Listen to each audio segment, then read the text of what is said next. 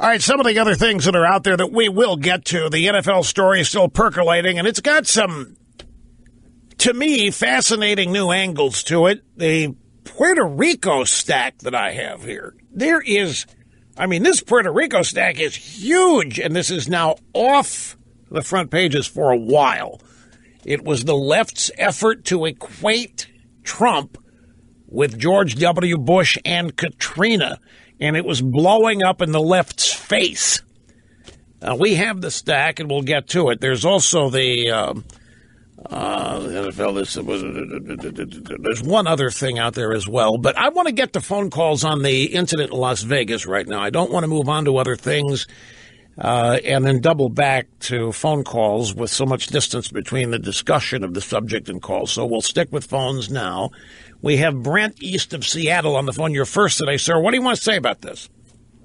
Well, I woke up this morning like a lot of Americans and heard that there had been this terrible shooting, and I turned on my local radio station in time for them to say that they had woke up also this morning and were very perplexed as to why this guy would do it, because he was obviously a white guy with privilege.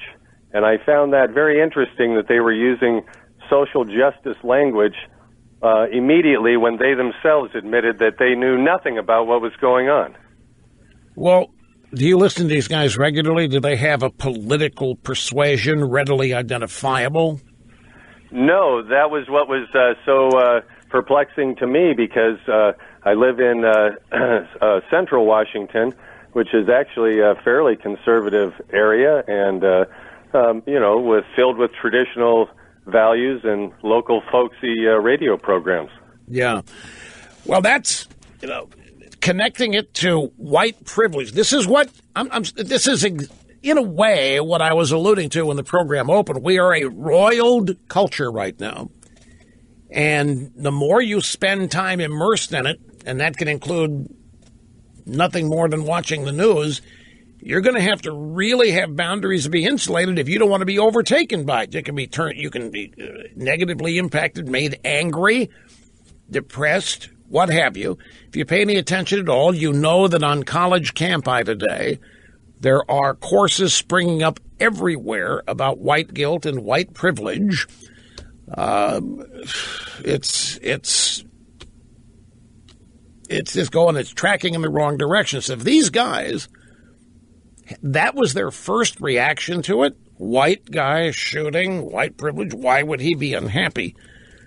No idea why, but it's a sign that, how immersive coverage of certain events in our culture is.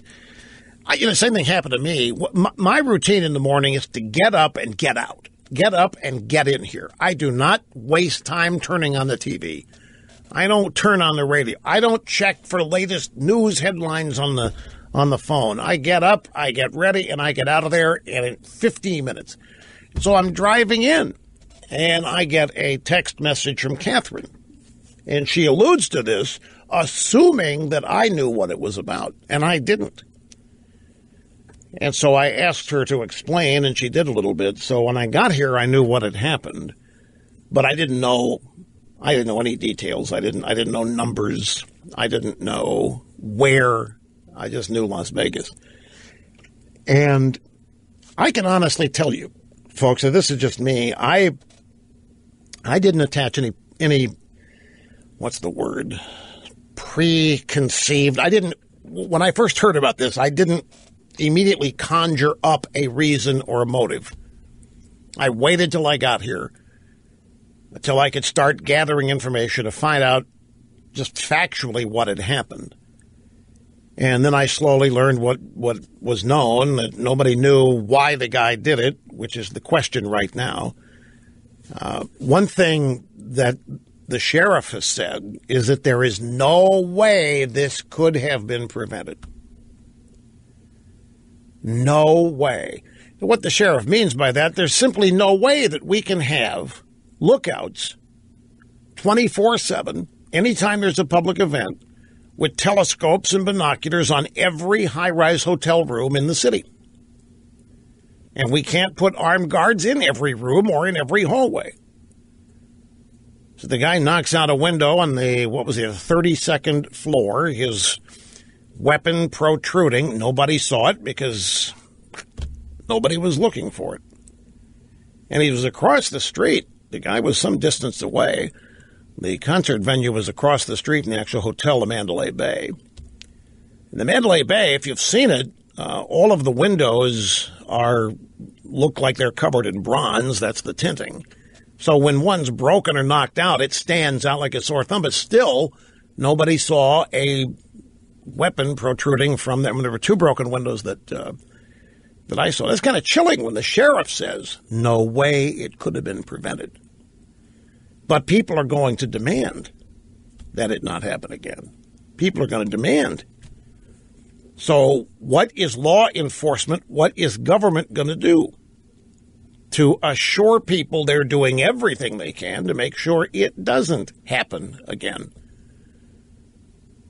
When the sheriff says they can't prevent it, the demand will be, well, you've got to. You got to do something. What are they going to do? No, I'm leaving it open-ended. You fill in the blank.